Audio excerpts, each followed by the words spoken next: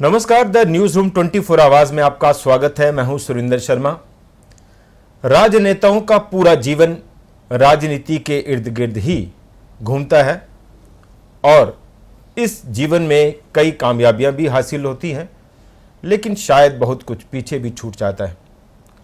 राजनेताओं के जीवन के कई ऐसे अनछुए पहलू रह जाते हैं जिनको शायद ही हम ताउम्र जान पाते हैं, या उनके कार्यकर्ता, उनके समर्थक, आम जिंदगी में जुड़े हुए उनके साथ जो लोग होते हैं, उन अनछुए पहलुओं को शायद ही कभी जान पाते हैं।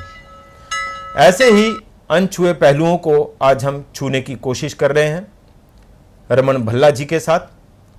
कांग्रेस के सीनियर नेता हैं, विधायक रहे हैं, मंत्री रहे हैं और इस वक्त कांग्रेस जम्मू कश्मीर प्रदेश के सीनियर वाइस प्रेसिडेंट हैं।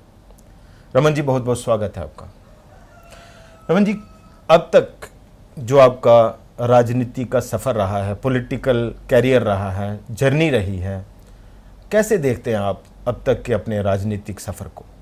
बहुत ही अच्छा सफ़र देखा और संघर्ष में ये सफ़र यहाँ पे रहा। हमने सड़क की लड़ाई लड़ी और सड़क की लड़ाई लड़ते लड़ते छात्र नेता के तौर पे हो, युवाओं के बीच में युवाओं के जज्बात को उभारने का समय यहाँ पे मिला यूथ कांग्रेस में, और धीरे धीरे बढ़ते विधायक भी बने और उसके बाद कैबिनेट मंत्री भी बने। बिल्कुल। आज हम जम्मू कश्मीर में प्रदेश कांग्रेस कमेटी के वर्किंग प्रेसिडेंट के तौर पे आज यहाँ पे पहुँचे हैं। इस संघर्ष करते करते इंसान इतनी ऊंचाइयों पर पहुँचे, तो मैं समझता हूँ कि कई चीज़ें सीखने को यहाँ पे मिलती हैं, तजुर्बा भी होता है और धीरे धीरे उन चैलेंजेस का मुकाबला करने में हम सक्षम हो जाते हैं।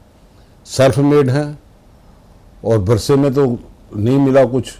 हमारी यही ताकत थी जो लोगों के बीच में जाते हैं और लोगों का समर्थन मिलता है, और भरपूर लोग अपना आशीर्वाद वोटों के जरिए हमें देते हैं और हमारे हौसले बुलंद करते हैं ताकि हम उन तमाम चुनौतियों का मुकाबला अच्छे ढंग से कर पाए जिन चुनौतियों से आम जनता जूझती है और उन मुश्किलातों का समाधान की अपेक्षा हमसे करती है। तो धीरे धीरे हम जैसा भी वक्त यहाँ पर मिले, जिस कैपेसिटी में भी यहाँ पे हो, लोगों के लिए 24 घंटे दरवाजे खोल के रखते हैं। जी, हमने सुना है कि कई सारे लीडर्स जो है वो स्टूडेंट लाइफ के दौरान जो है वो आपके साथ थे। आप भी स्टूडेंट लाइफ से ही आपने जो है वो ये जोश जुनून दिखाना शुरू कर दिया। सरदार मंजीत सिंह थे और कोई ऐसे नाम है, मैं अभी एकदम से भूल रहा हूँ। तो क्या कभी लगता है कि ये सारे एक साथ होते तो शायद और जोर शोर से आप? नहीं, सब इकट्ठे भी है, यहाँ पे अच्छी फ्रेंडशिप है और मैं समझता हूँ कि बड़ी नाम आपको याद आते होंगे, बड़े सारे जितने भी आज कई लोग कैबिनेट मंत्री के तौर पे रहे हैं। हमारे बैचमेट यहाँ पर है, मंजीत सिंह भी उसमें है, अश्विनी शर्मा, ये हमारे सारे बैचमेट है, हर्षदेव भी, ये सारे ये एक टीम वर्क यहाँ पे था। और हम सब लोग, मैं समझते हैं कि नौजवानों ने और छात्रों ने हमारी एक ग्राउंड बना दी। आज वो ग्राउंड थी जिसमें हमने एमपी का चुनाव भी यहाँ पे लड़ा। उस वक्त जब आप ग्रुप में बैठते थे, अश्विनी जी, मंजीत जी और ये जो है हर्षदेव जी और भी कई ऐसे, तो क्या चर्चा होती रही होगी उस वक्त? वो आज आप लगते हैं कि आप उस चर्चा पर थोड़ा हम सब आगे चले। एक ही लक्ष्य होता था कि हम छात्रों की मदद करें, युवाओं की मदद करें और समाज की सेवा करें। और समाज की सेवा किस ढंग से की जा सकती है, सब लोग अपने अपने इलाके में अपने अपनी जुरिस्डिक्शन जो उनकी बनती थी उस हालात में, वहाँ के क्या हालात हैं, उन हालातों का क्या समाधान है, अपने अपने तरीके से वो काम करते थे। और आज भी वो स्ट्रगल कर रहे हैं। मैं समझता हूँ बेहतरीन असेट है हमारे लिए, जम्मू कश्मीर के अवाम के लिए। किसी भी शोबा में हो, किसी भी जगह पे हो, तजर्बा उनके पास है। बिल्कुल। आम जनता को उनकी तजर्बे का फायदा लेना चाहिए।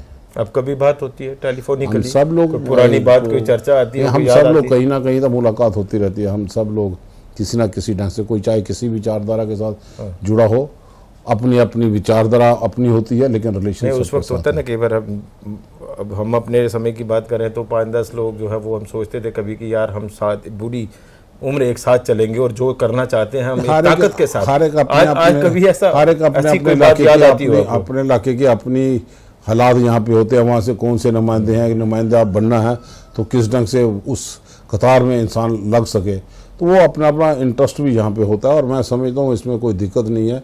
हम सब के साथ रिलेशन बड़े अच्छे हैं और मुलाकात भी बड़े अच्छे ढंग से होती है। रमन जी,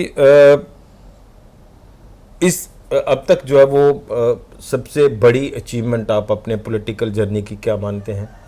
और कोई एक ऐसा इशू, कोई एक ऐसी बात जिसको लेकर अब तक जो है वो आपको सबसे बड़ा मलाल हुआ हो कि ये नहीं हो पाया, हम करना चाहते थे, हमने इसीलिए इस चीज़ को शुरुआत की, ये ट्रैक पकड़ा पॉलिटिकल, लेकिन अब तक नहीं हो पाया? सबसे कोई बड़ी उपलब्धि और सबसे कोई बड़ा मलाल किसी बड़ी बात का? सबसे उपलब्धि है तो हर जगह पे होती भी हैं। कई जगह पे मैं समझता हूँ कि हमने 96 के अंदर अंदर यहाँ पे मिलिटेंसी थी और हमने स्वर्गीय राजेश पायलट को खून से तोला। ब्लड बैंक की व्यवस्था जम्मू शहर में एक ही होती थी, मेडिकल कॉलेज। अच्छा। और जबकि मेरे गांधीनगर जिस विधानसभा क्षेत्र से हूँ वहाँ से 20 से 22 नर्सिंग होम हैं। तो जब राजेश पायलट जी को खून से तोला तो स्टोर करने की मतलब वो यहाँ आए, ब्लड डोनेशन इतना हुआ, Dussehra ground blood donation camp किया, ब्लड डोनेशन कैंप के माध्यम से उनका वजन के हिसाब से उनको खून से तोला गया। ये मिसाल थी। और उसके बाद हमने गांधीनगर में ब्लड बैंक पहला फुल्ली एयर कंडीशन अच्छा सा ब्लड बैंक बनाया। और ये अचीवमेंट थी कि कुछ लोगों की जाने लेते हैं। आप विधायक बन गए थे? नहीं, विधायक नहीं बने थे। ये संदेश देने के लिए कुछ लोगों की जाने लेते हैं और हम लोगों की जाने बचाने के लिए अपना रक्तदान करते हुए समाज की सेवा करते हैं। और मैं समझता हूँ कि हर एक जगह पे इंसान अपनी कैपेसिटी के मुताबिक, कोई ये नहीं चाहता कि कोई इसके पास आए उसका काम अधूरा रह पाए। दिल से हम लोगों की मदद यहाँ पे करते हैं और हमने कोई ऐसा चीज़ पीछे छोड़ी नहीं जिसमें कोई लोगों को ये लगे कि हमारे होते, अगर हम ये होते तो करते। मैं फ़ख्र महसूस करता हूँ कि हम विधायक भी बने, मंत्री भी बने।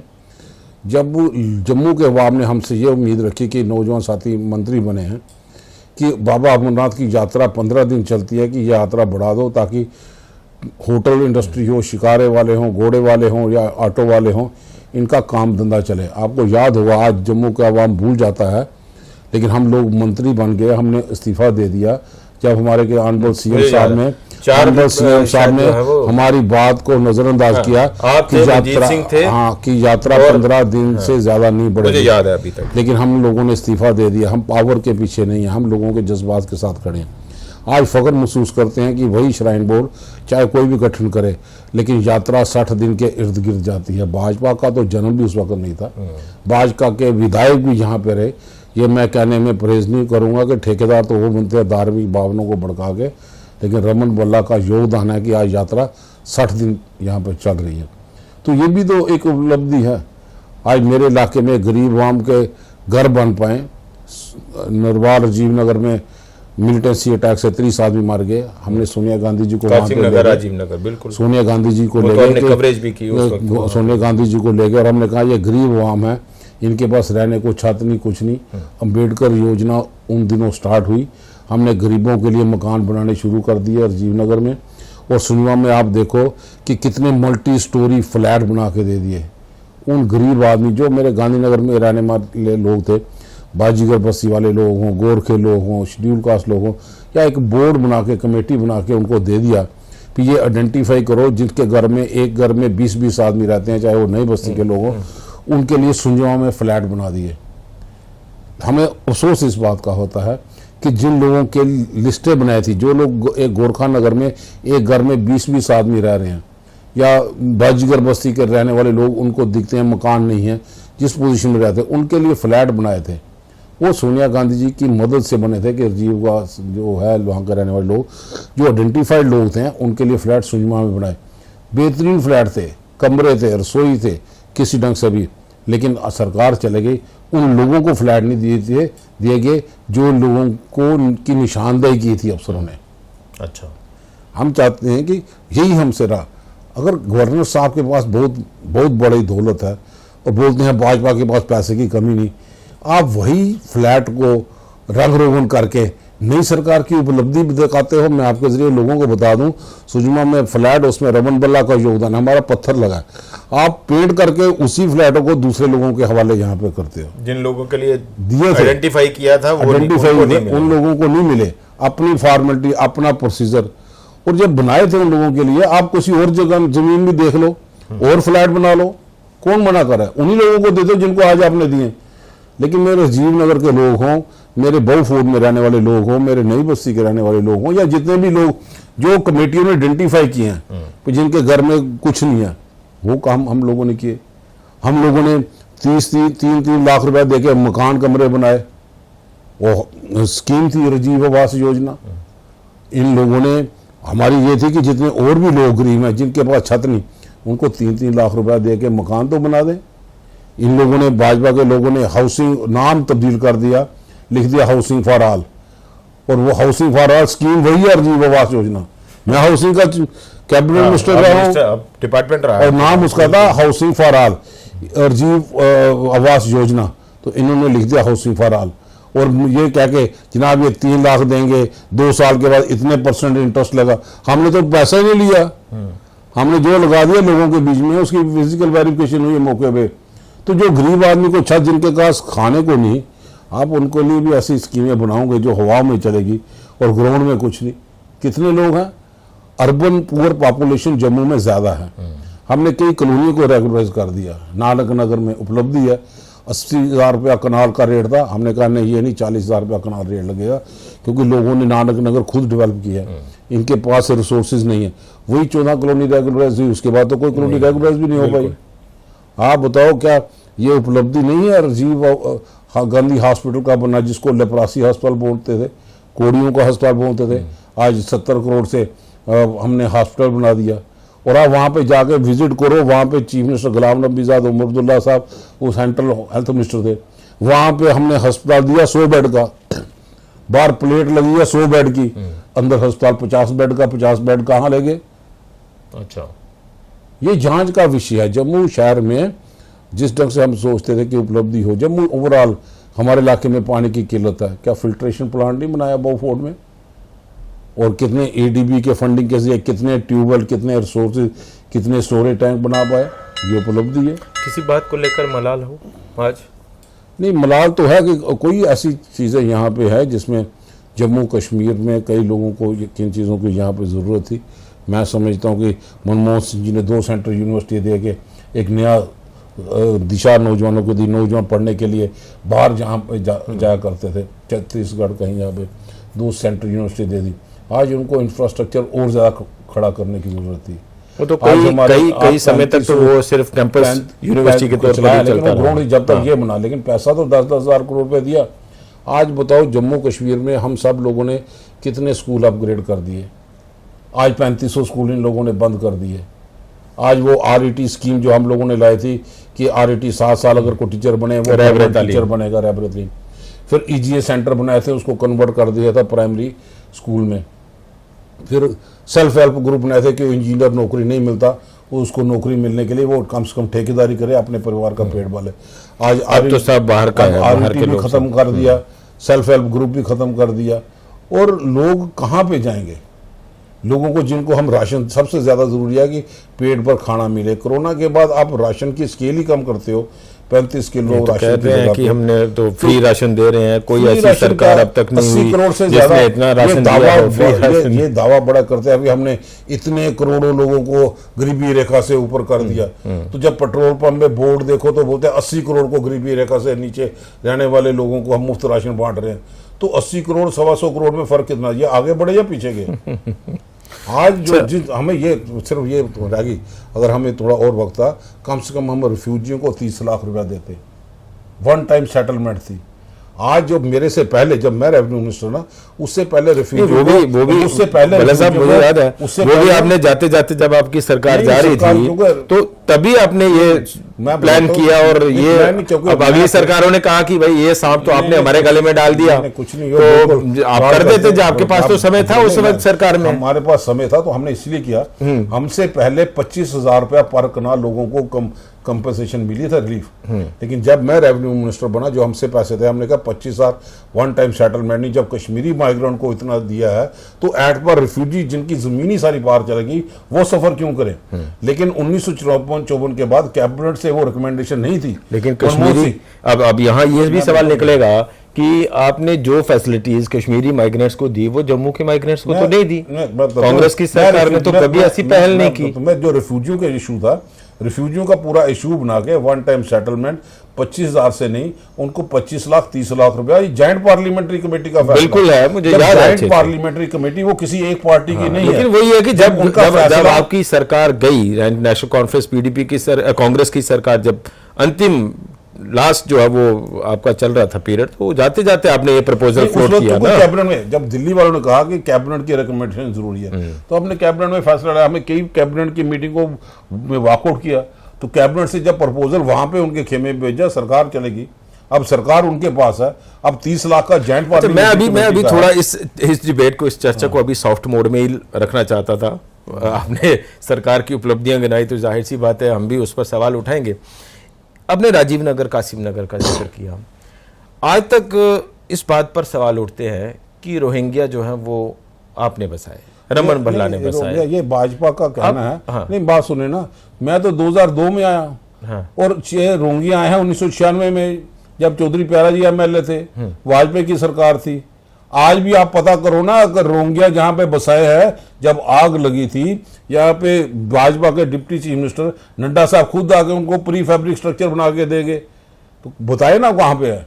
अब इनको खतरा नहीं, भाजपा के नड्डा साहब आए थे यहाँ पे। अच्छा, आपको जानकारी के लिए बता दूं, क्योंकि वो आपने कहा ना सरकार थी, मैं जम्मू कश्मीर में तो सरकार नहीं थी जब रोहिंग्या 1996 में आए। ठीक। मैं एमएलए बना 2002 में, वाजपेयी साहब प्राइम मिनिस्टर उस वक्त थे, उमर अब्दुल्ला साहब उनकी कैबिनेट में वहां पे थे, तो बसाने वाले ये लोग हैं। आज बताते थे खतरा है, तो आप बताओ कितने लोगों को डिपोर्ट किया इन लोगों ने? आज जांच क्यों नहीं कर रहे? क्योंकि प्री फैब्रिक स्ट्रक्चर बना के इन लोगों ने यहाँ पे दिया, भाजपा के लोगों ने। तब ह्यूमन इशू आ गया, जब आग लगी थी 4 लोग मर गए थे, तो ये सवाल क्यों नहीं उनसे पूछते?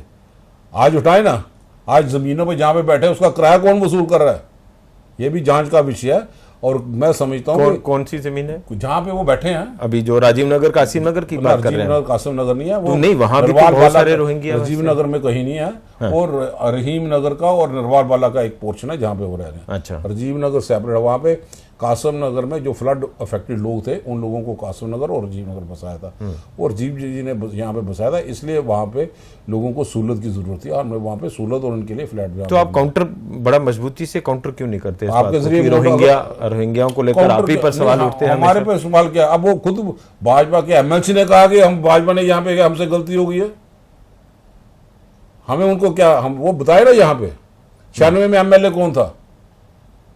चौधरी प्यारा सिंह, बीजेपी के। तो वो उन्होंने बसाया ना, मैं आपके जरिए डिबेट कर रहा हूँ ना, आपके लिए बोल रहा हूँ। हमें दिखाने की क्या जरूरत है? वो खुद अपने जवाब स्पष्टीकरण दे। 1996 एमएलए, अगर उनका इतिहास उनको नहीं याद आया तो हमको याद करा दे भी आप 1996 में निकाले। 1996 में आप महाराजा मुजफ्फरनगर में पुल भी बनाते हो, नाम किसी का और पुलिस का पहरा लगाते हो। ये हम ही लोग थे जिसने तवी का पुल बनाया, तब्दील हुआ और उसका नाम महाराजा हरि सिंह के नाम पे रखा। उनकी बातें छोड़ो, हम जम्मू कश्मीर के अवाम के दुख दर्द को समझते हैं। लोगों को यहाँ पे कई चीज़ों की ज़रूरत यहाँ पे थी, हेल्थ इंफ्रास्ट्रक्चर। अच्छा, मैं थोड़ा फिर सॉफ्ट मोड पे आपको ला रहा हूँ। पॉलिटिकल लाइफ हमेशा जो है वो बहुत पब्लिक डोमेन की लाइफ होती है, पूरा वक्त लोगों के साथ, वर्कर के साथ, पार्टी नेताओं के साथ, मीटिंगों में दिल्ली जाना आना। आपको लगता है पर्सनल लाइफ में, व्यक्तिगत लाइफ में कुछ छूट गया? पर्सनल लाइफ में कुछ छूट गया हो? परिवार को समय देना, बच्चों का बचपन देखना, ये कुछ छूटा हो? पब्लिक लाइफ होती है। हम जो भी होगा राजनीति में, ए पार्टी हो, बी पार्टी हो, किससे हो, लेकिन वो अपने घर वालों से। कई बार ऐसा होता है कि इंसान अपने अंदर की बातें कभी किसी से शेयर करना चाहता है। मैं उस चीज को छूने की कोशिश कर रहा हूँ। कोई ऐसी बात नहीं है, लेकिन मैं समझता हूँ घर वालों से हम दूर हो जाते हैं, हम परिवार को समय नहीं दे पाते। ओवरऑल जब भी कोई रात को 2 बजे आए दस्तक दे, हमें 24 घंटे तैयार। अभी आपको जम्मू कश्मीर में कोई ऐसा आदमी नहीं मिला होगा जो ये बोले कि हम रात को 2 बजे रमन भल्ला के घर में आए, रमन भल्ला बाहर नहीं आया, अगर घर में था तो बाहर मिलने के लिए नहीं आया। हमने हर जगह पे, हर बात पे उन चीज़ों को जो जन विरोधी नीति थी उसका विरोध किया। जम्मू मंदिरों को, शहर को शराब की दुकानों में तब्दील किया, हम उसका विरोध आज भी करते आए। पावर में रहे या ना रहे, आज भी स्मार्ट मीटर का हम विरोध कर रहे हैं, क्योंकि लोगों के घरों में बिल इतने ज़्यादा आ रहे हैं कि लोगों की पेइंग कैपेसिटी नहीं। आप लोग जब कई लेबर को रेगुलराइज नहीं कर पाए, ठीक है हमारी गलती रही होगी, हमने तो लोगों को लगाया ना। नहीं, मैं पर्सनल लाइफ की बात कर रहा हूँ आपसे। पर्सनल लाइफ में कुछ ऐसा है जो छूट गया नहीं? पर्सनल इस दौड़ में, इस जद्दोजहद में? जद्दोजहद पर्सनल लाइफ में कई चीज़ें होती हैं, तो वो अपने तक ही रखना चाहिए तो ज़्यादा अच्छा है। परेशानियां तो होती हैं पर्सनल लाइफ में। हमारी कोशिश है कि आय रमन भल्ला को एक पॉलिटिकल लीडर के तौर पर ना बल्कि एक सॉफ्ट मैं और बड़ा पर्सनल लाइफ वाले रमन भल्ला को लोगों के सामने लाया जाए। मैं पॉलिटिकल लीडर नहीं हूँ, मैं एक दास हूँ और दास बन के काम करता हूँ लोगों का, जिस कैपेसिटी में। इन्हीं लोगों ने हमें कहाँ से उठा के एक कैबिनेट मिनिस्टर तक पहुँचाया, वर्किंग प्रेसिडेंट तक पहुँचाया, और हमारे कहने की काल पे राहुल गांधी जी के बड़े बड़े प्रोग्रामों को कामयाब करवाया। हम इन लोगों को दिल की गहराइयों से सलाम करते हैं। यही लोग हमारा मनोबल बढ़ाते हैं, और मैं दिल की गहराइयों से इनको सल्यूट भी करता हूं, और इनको यही कहूँगा कि मैं आखिरी दम तक आपके साथ खड़ा हूं और खड़ा रहूँगा। इस राजनीतिक विषाद को ये कोशिश रहती है, डॉक्टर का बेटा डॉक्टर बने, हीरो का बेटा हीरो, और राजनेता का बेटा राजनेता। इस पॉलिटिकल विरासत को आप हैंडओवर करेंगे आगे? ये खुद ही मछली के बच्चे को तैरने की तरीका सिखाने की जरूरत नहीं, वो खुद तैरना नहीं सिखाना पड़ता, वो खुद ही तैर जाते हैं। और शुरुआत हो चुकी है उसकी, शुरुआत हो चुकी है खुद ही। देखो, जब हम एक आदमी बाहर जाते हैं तो पूरी फैमिली भी सफ़र करती है। जब हम 24 घंटे लोगों के लिए हमेशा अपने आप को अवेलेबल रखते हैं, तो घर के मेरी एब्सेंस में कोई भी आए तो मेरी मिसेज हो, मेरे बच्चियों प्रॉपर तौर पे अटेंड करते हैं। वो भी ये समझते हैं कि प्रायोरिटी है, हमारा वोटर है, हमारा साथी है, जो घर में यहाँ पे आए उनको पूरा इज्जतमान और हर मुश्किलात का समाधान कैसे कर पाए वो भी अपना योगदान देते हैं। रमन भल्ला तो अकेला नहीं, लीडर अकेला कामयाब नहीं होता जब तक परिवार का सपोर्ट नहीं, फैमिली की सपोर्ट ना मिले। सुबह हो, शाम हो, रात हो, कई ऐसे केसेस आते हैं, रात को 2 बजे एक्सीडेंट हो गया, कोई हादसे का शिकार हो गया, या सुबह हो गया, या बगैर पोस्टमार्टम की बॉडी चाहिए। तो ऐसी कोई दिक्कतें यहाँ पे है। हम लोग हमेशा 24 घंटे तैयार रहते हैं लोगों की सेवा करने के लिए। ठीक है, हालात कैसे बने, हमें मुकाबला करना है, संघर्ष करना है। कुछ आप बिठा के गुण सिखाते हैं, कुछ ट्रिक्स देते हैं, फार्मूला देते हैं, या खुद ही क्लिक हो रहा है? सब पढ़े लिखे हैं, वो खुद ही समझ जाते हैं सारा किस ढंग से अटेंड करना है, और पूरा हमें समझाने की ज़रूरत नहीं, और वो हमें पूरा सपोर्ट करते हैं। इसलिए आम जनता भी हमारा मनोबल बढ़ाती है, और घर वाले भी जब मनोबल हमारा बढ़ाते हैं तो हमारा एनर्जी लेवल बढ़ जाता है, और हम बड़ी बड़ी चट्टानों से टकराने के लिए तैयार हो जाते हैं और फौलाद बन के आते हैं।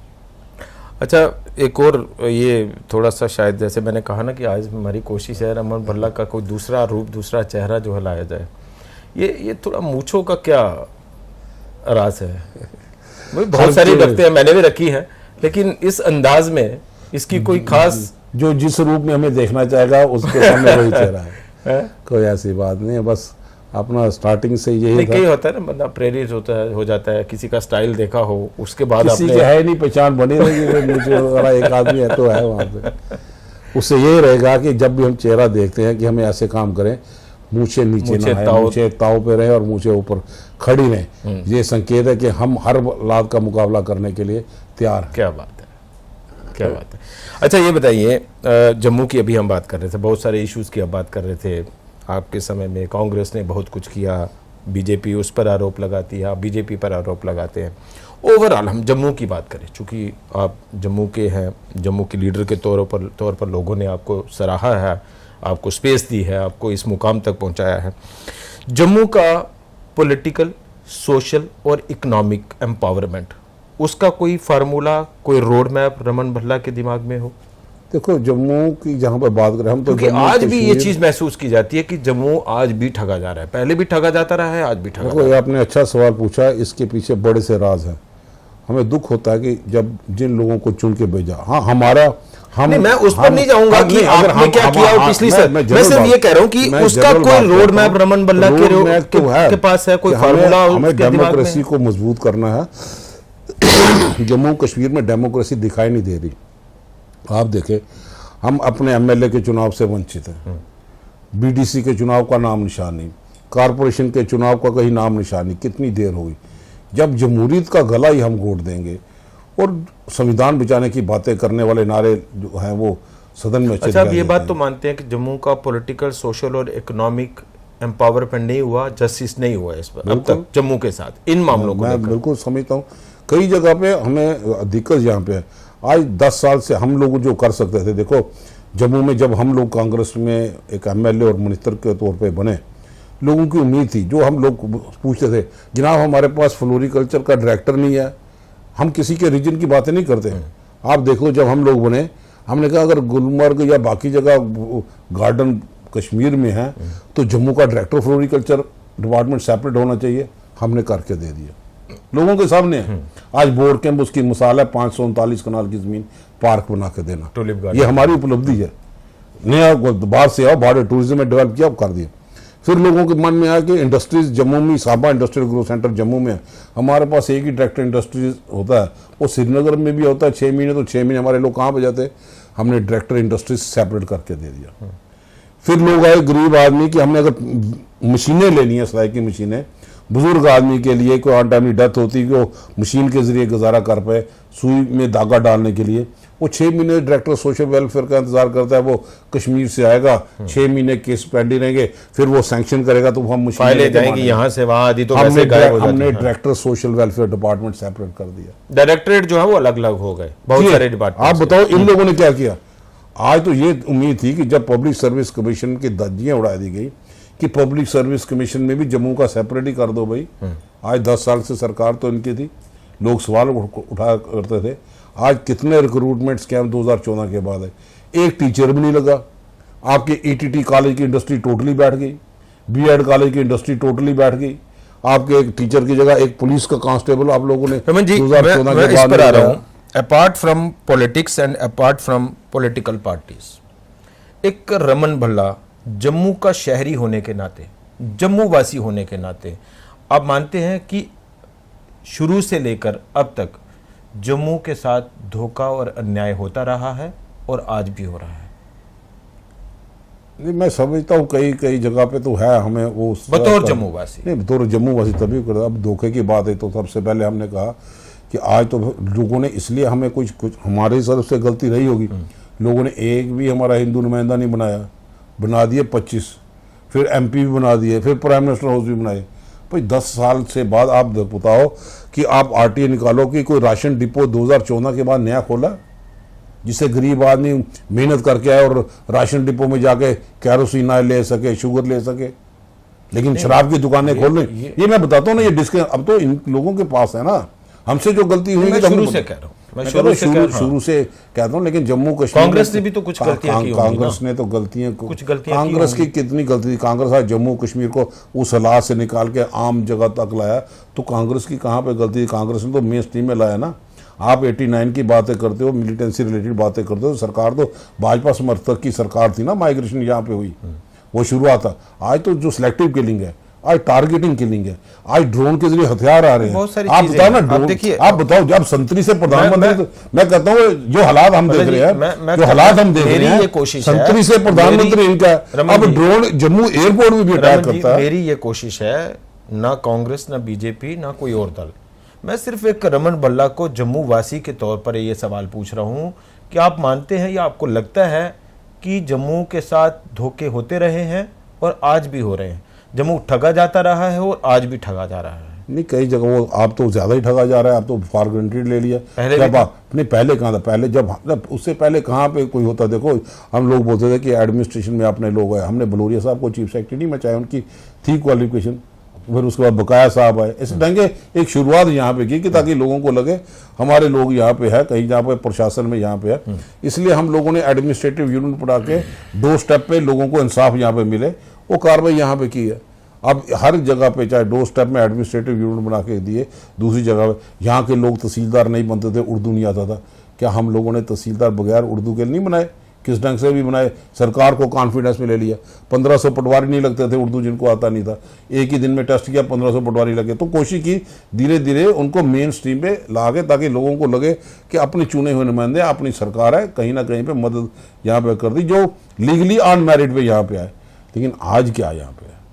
आज लॉ एंड ऑर्डर प्रॉब्लम को देख के अब समझो कि जहाँ पे लोग सेफ नहीं, अब जाते नहीं, आप जब मंत्री रहे तो आपको भी कई सारे दबाव तो झेलने पड़े होंगे जब आप जम्मू की बात करते रहे, कैबिनेट में या सरकार में या पार्टी के साथ? हमें कोई दबाव नहीं था, इसलिए 150 किलो का वजन इसलिए रखा कि हम दबाव बर्दाश्त किसी का भी हो नहीं, हमारे आगे नहीं चलेगा दबाव। पॉलिटिकल कंपल्शन कई जगह पे होती है, लेकिन हमने सब लोगों राष्ट्रीय पार्टियों को राष्ट्रीय राजनीति के तहत चल रहा है। हमारी नेशनल पार्टी कश्मीर अपीसमेंट तो रही है, चाहे कांग्रेस की बात हो, कांग्रेस के समय की बात हो, रमन जी, कहाँ पे ये तो रहा है। कश्मीर पर सबसे बड़ा अपीसमेंट तो मुझे लगता है आपने देखा नहीं, सबसे बड़ा हमने गुलाम नबी आजाद साहब को जो जम्मू के चीफ मिनिस्टर जम्मू का बना के चीफ मिनिस्टर नहीं बनाया, जो लोग दावे करते हैं। गुलाम नबी आजाद जी का झुकाव भी तो कश्मीर की तरफ, लेकिन हमने तो एक पोस्ट यहाँ रहा ना, उनका रहा उनका झुकाव रहा किसी जगह सबसे बड़ा उदाहरण तो उसमें वजीर कमीशन है। नहीं, उसके बाद एक डिस्ट्रिक्ट जम्मू को 3 डिस्ट्रिक्ट जम्मू के लिए और एक कश्मीर के लिए, और आप 4-4 दे रहे हैं। उसके बाद भी ये देखो ना, जो डिलिमिटेशन कमीशन हो चाहे कमीशन है, एक जम्मू की सीट को 5 सीटें मिला के कहाँ चौधरी से कहाँ आरस मैंने इसीलिए कहा मैं पार्टी पॉलिटिक्स पे आना नहीं चाहता था, लेकिन आप पार्टी की उपलब्धियां गिना रहे हैं तो मुझे भी सवाल उठाने पड़ रहे हैं कि कांग्रेस के समय भी तो कश्मीर सेंट्रिक पॉलिटिक्स रही है, कश्मीर सेंट्रिक पॉलिटिक्स का दबदबा रहा है। जब आपने कभी उसका विरोध किया होगा तो आपको भी तो विरोध झेलना पड़ा होगा ना, उसके कई नुकसान भी उठाने पड़े होंगे आपको। कोई विरोध नहीं झेलना पड़ा, हम अपनी बात यहाँ पे करते थे, अपने इलाके के लोगों की बात करते थे और आज भी करते रहेंगे, कोई दबाव हमारे आगे काम नहीं आएगा। अच्छा, ये बड़ी बार हम चर्चा करते हैं और जम्मू वासी बड़ा इसको डीपली फील करते हैं कि जम्मू में एक पॉलिटिकल लीडरशिप क्राइसिस रहा है शुरू से। आप मानते हैं इस बात को? वो तो कई जगह पे है, लेकिन लोग उसके लिए लोगों का ताउन। लीडरशिप क्राइसिस तो कई जगह पे होता है, लेकिन बनाना तो लोगों ने ही है ना। लोग भी तो वन टाइम अपने तौर पे किसी उस तरीके से सांचे में डालें जहाँ पे लीडरशिप को मजबूती मिले। नहीं, अब जम्मू के लोग जो हैं वो मान लीजिए किसी एक नेता को या आप ही को मान लीजिए कि आपको उन्होंने समर्थन दिया, आपने खुद माना कि पब्लिक जब तक ना हो, पब्लिक का आशीर्वाद ना हो तो यहाँ तक पहुँचना मुश्किल है, तो लोगों ने आपके ऊपर आशीर्वाद दिया। लेकिन पार्टियों को ये सूट करता है कि नहीं करता कि अब रमन बल्ला जो है वो एक पूरे जम्मू का या जम्मू कश्मीर का एक ताकतवर नेता उभर कर सामने आए कि नहीं आए? उन लोगों का क्या करना, उनका जरूरत नहीं है। लोगों का साथ चाहिए, धीरे धीरे जिस कैपेसिटी में लोग पहुंचाएंगे, हम लोगों की उम्मीदों पे खरा उतरेंगे और उनके विश्वास को कहीं ठेस ना बचे ऐसा कोई कदम नहीं उठाएंगे। जो लोग एक्सपेक्ट करते हैं कि बतौर अपोजिशन लीडर हम उनकी आवाज़ को बुलंद करें, आज लोग एक्सपेक्ट करते हैं कि स्मार्ट मीटर में घर घर तराइए, हम उनकी आवाज़ को बुलंद करें, हमें रियासत का दर्जा वापस मिले, हम वो आवाज़ बुलंद करें। आपने हमारे गवर्नर की जगह एलजी को बिठा दिया, डाउनग्रेड कर दिया हमारा स्टेटस, हम आवाज़ बुलंद करें। आपके कश्मीर चैनल, हम किसी के खिलाफ नहीं, कश्मीर चैनल सैटेलाइट चैनल है, आज बजट में क्या हालत होगी। हमारा जो जम्मू का चैनल था दूरदर्शन, उसको सैटेलाइट में क्यों नहीं किया? डुगर चैनल की आवाज उठ रही है, डुगर चैनल लोग काफी समय से कलाकारों के पास कोई मंच नहीं, हम उनकी आवाज़ को सपोर्ट करें। जब वो अप्रूव हुआ, आज 10 साल से ये सरकार में है, जब अप्रूव यहाँ पे हो गया, 5 चैनल यहाँ पे थे जिसमें बाकी सारी जगह लग गए, तो यहाँ पे क्यों नहीं? तो ये भी आवाज़ हम लोग बुलंद करें, डोगरा चैनल दूरदर्शन जो है, ताकि यहाँ के कल्चर को हम प्रमोट कर पाएँ। यहाँ का हमारे विरसे में जो मिला, हमारा भाईचारा है, उसको हम अपने अपने तरीके से अपनी लैंग्वेज को प्रमोट कर पाए। तो ये इसके लिए हम आवाज़ उठा। लीडरशिप क्राइसिस की क्या वजह मानते हैं आप, क्यों है जम्मू में? नहीं, कोई ऐसी बात नहीं है। लीडरशिप का क्राइसिस तो कई जगह पे होता है, कई जगह अपने भी, मैं समझू सबको कॉन्फिडेंस में लेके चलता है। कोई जो सूट किसी को करता है, अपने अपने के रीजनल पार्टी हैं, हमारी नेशनल पार्टी है। नेशनल पार्टी और रीजनल पार्टी का अपनी अपनी सोच अलग हो सकती है, लेकिन हम वो बात करते हैं जो कई बार रीजनल को ईगो में लोग फंस जाते हैं, लेकिन हम तो वही बात करेंगे जो कश्मीर से कन्याकुमारी तक। कश्मीर में एक के बाद एक कई रीजनल पार्टी जो है वो बनती आई हैं, बन रही हैं, आगे भी शायद बनती रहेंगी। रीजनल पार्टी ने ही सबसे ज़्यादा टेन्योर जो है वो जहाँ जम्मू कश्मीर में सरकार का किया, नेशनल कॉन्फ्रेंस हो, उसके बाद पीडीपी हो, या नेशनल पार्टियों को भी मैक्सिमम जो है रीजनल पार्टी के साथ ही कोलिशन बनाना पड़ता है। लेकिन जम्मू में अब तक कोई रीजनल पार्टी क्यों नहीं बन पाई? जम्मू में हम वो रीजनल पार्टी ने देखना, हम तो रीजनल पार्टी के साथ है नहीं, हम तो कश्मीर से कन्याकुमारी तक। जम्मू डिवीजन के अब मान लीजिए 10, 15, 20 लोग जो है वो नेता, अच्छे नेता हों, अच्छी बैकग्राउंड के हों, लोगों का उनको सपोर्ट हो, तो वो क्यों नहीं पहल कर सकते जम्मू के लिए रीजनल पार्टी? हमारा कश्मीर से कन्याकुमारी तो एक ही नारा, हम सारे इकट्ठे हैं, हम जोड़ने में यहाँ पे लगे हैं। रीजनल का अपने अपने इश्यूज होते हैं, कोई कश्मीर सेंट्रिक होगा, कोई जम्मू सेंट्रिक होगा। हम ओवरऑल जितना जिस ढंग से पूरे कंट्री को यहाँ पे हो, उसी हिसाब से हम लोग चलते हैं यहाँ पे। अब जैसा एक सवाल ये कि जैसा लीडरशिप या पॉलिटिकल कंपल्शन राष्ट्रीय पार्टियों की, कांग्रेस का भी आप देखिए कि कांग्रेस का जनाधार जम्मू में है। अब तक जो है वो एमएलएज और मैक्सिमम जो रिप्रेजेंटेशन है वो जम्मू का है, लेकिन कांग्रेस ने भी अब तक कभी भी जम्मू के नेता को अपना सदर, यहाँ का जम्मू कश्मीर का सदर, यहाँ एक तरह से जो प्रेसिडेंट पोस्ट है वो कभी नहीं दी। नहीं, वो ऐसा नहीं है। हमारा पूरा वो कश्मीर से ही रहा है, कश्मीर से तो इतना आउटपुट तो मिला नहीं कभी कांग्रेस को। नहीं मिला, लेकिन हर जगह पे उनकी आवाज़ को बुलंद करने के लिए रास्ते यहाँ पे खोले हैं, चैनल यहाँ पे खोले हैं। वो हमारी अपनी पार्टी का इशू है, हम किस ढंग से सब लोगों को सारे रीजन को साथ में लेके यहाँ पे चले। मेजॉरिटी किन किया उनको भी रखना हो, बड़ा भाई छोटा भाई जहाँ पे वो बड़े भाई का कार्य करे, और इसी ढंग से हम लोग क्या चलते हैं। कश्मीर बड़ा भाई और जम्मू छोटा नहीं, भाई? मैं सब लोगों जहाँ पे जिसकी मेजॉरिटी यहाँ पे हो तो सब लोगों को इकट्ठा लेके चलना है। जम्मू को तो लगता है ना, या जम्मू के लोगों वो को लगता इसीलिए है तो कि भाई पार्टी ने हम एमएलएज हम देते हैं, इसलिए लीडर्स हम देते हैं कांग्रेस को, लेकिन प्रेसिडेंट जो है वो हमारे ऊपर कश्मीर से आएगा, ऐसी थोपा बात जाएगा। हम सब लोग मिलजुल रमन भल्ला क्यों नहीं बन सकते? इसलिए हम लोग स्टेट कांग्रेस का के वर्किंग प्रेसिडेंट पहली बार यहाँ पे बने हैं, और हम सब लोग मिलजुल के यहाँ पे चलते हैं। पहली बार जम्मू कश्मीर में पार्टी के वर्किंग प्रेसिडेंट का स्टेट में बनना, मैं समझता हूँ पहली बार ये पोस्ट क्रिएट की गई। पोस्ट क्रिएट की गई, दूरंदेशी फैसला है। सब लोग सारे फिरके के लोगों को साथ में लेके चलना और मिलजुल के चलना, ताकि हालात को नॉर्मलसी में ले आए। यहाँ पे law and order problem, militancy related incident है, लोगों की काफ़ी दिक्कतें यहाँ पे हैं, जहाँ पे लोग पेंशनों के लिए तरस रहे हैं, दूसरी चीज़ों के लिए तरस रहे हैं, तो सब लोगों का मुश्किलों का समाधान करने के लिए हम सब लोग मिलजुल के एक कारवां चलाते हैं। रमन जी, एक पॉलिटिकल वैक्यूम को भरने के लिए जम्मू में क्या आपको लगता है शुरुआत होनी चाहिए? शुरुआत तो कर दिया, हर जगह पे हम लोग ऑल पार्टी सारी मीट हो रही है, हम लोग हर जगह पे, अभी भी 7 तारीख को यहाँ पे मीट होगी। आप बताओ, जम्मू कश्मीर का ढांचा ही तोड़ देते हो, हमारी रियासत छीन लेते हो, आप कैसे वैक्यूम? तो फिर क्रिएट तो सारा मिलजुल के यहाँ पे करेगा ना। आप हमारी गवर्नर की और एलजी को इतनी पावर देते हो, जो जमहूरियत का कत्ल है। जो नई चुनी हुई सरकार आएगी, जो चीफ मिनिस्टर है, वो क्या करेगा? अब दिल्ली के पैटर्न वाला पैटर्न उसकी पावर्स को डिल्यूट यहाँ पे करोगे, तो पावर्स को डिल्यूट करते हुए एक एमएलए एक म्यूनिसिपैलिटी का कारपोरेटर बन के रह जाएगा। तो लोगों की एक्सपेक्टेशन क्या है?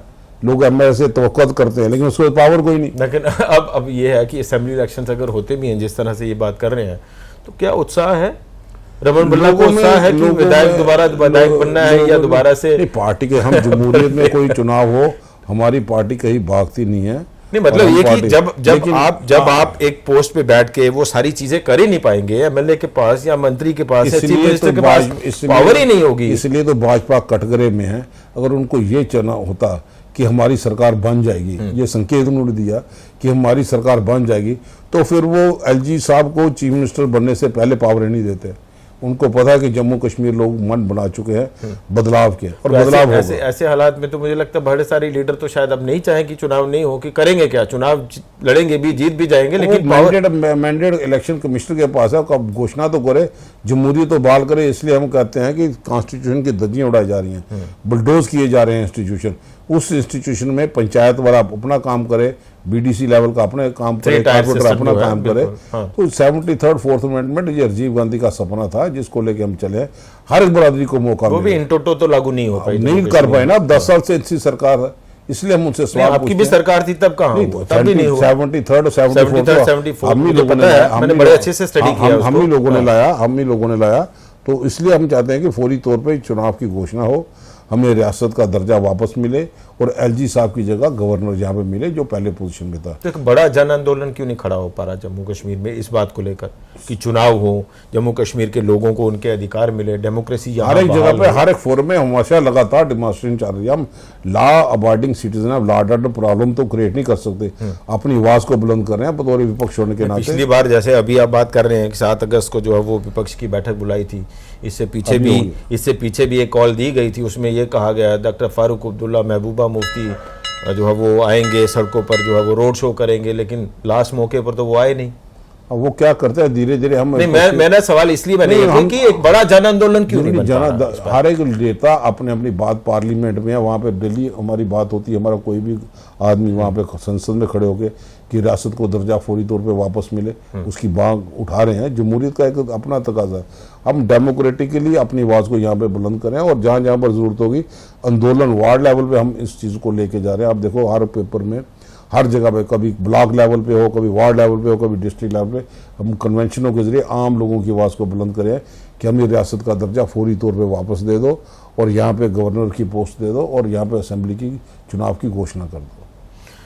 चलिए रमन जी, बहुत बहुत शुक्रिया तमाम इन बातों पर चर्चा के लिए। एक बड़े सॉफ्ट मोड से हमने रमन भल्ला जी के साथ चर्चा की शुरुआत की, कई अनछुए पहलुओं को छूने की कोशिश की, और उसके बाद जो है वो पॉलिटिकल इश्यूज़ पर भी, जम्मू कश्मीर के पॉलिटिकल हालात पर भी उन्होंने अपनी राय मशवरा रखा है। रमन बालाजी, बहुत बहुत शुक्रिया हमारे साथ इस चर्चा में शामिल होने के लिए, हमें समय देने के लिए। तो न्यूज़ रूम 24 आवर्स में फ़िलहाल इतना ही। नमस्कार।